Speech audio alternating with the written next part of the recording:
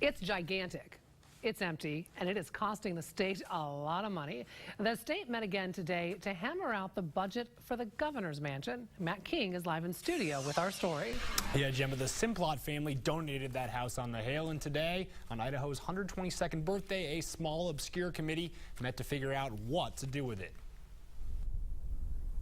Idaho's budgeted nearly $180 grand to keep this grass looking this good for the next fiscal year. In order to understand how bizarre it is, you actually have to do this for 4 years. Senator Les Box served that amount of time on the committee tasked with maintaining the empty governor's mansion. We keep talking about the same thing over and over and over again. Shrubs up around the house. Internet. You need to know that we're going to sell this property at some point. Does the house really require DirecTV? Do we need to fill in the concrete culverts on the access road? How often must we rotate out Old Glory?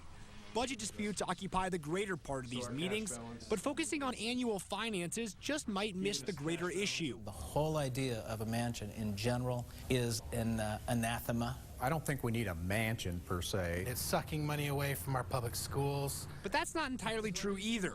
Yes, the million-ish dollars in the dedicated mansion fund came from taxpayers, but unless you've been here for more than 20 years, probably not from you. We need to get rid of it and stop throwing good money after bad. The state uses money from the sale of the old mansion and a one-time injection from the state's permanent building fund back in the 80s to care for this home.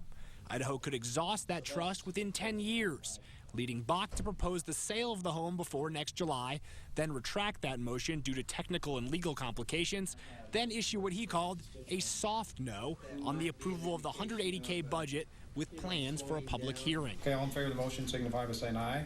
Aye. Aye.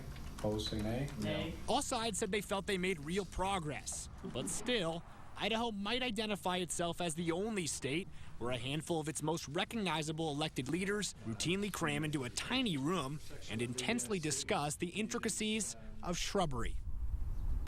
That vote split along party lines. Republicans triumphed 3-2 in favor of the budget, but all agreed to host a public presentation of the history of the home, the money involved, and what should be done in September. Governor Otter, by the way, chooses to live on his ranch near Star. Live in studio, Matt King, Fox 9 on your side.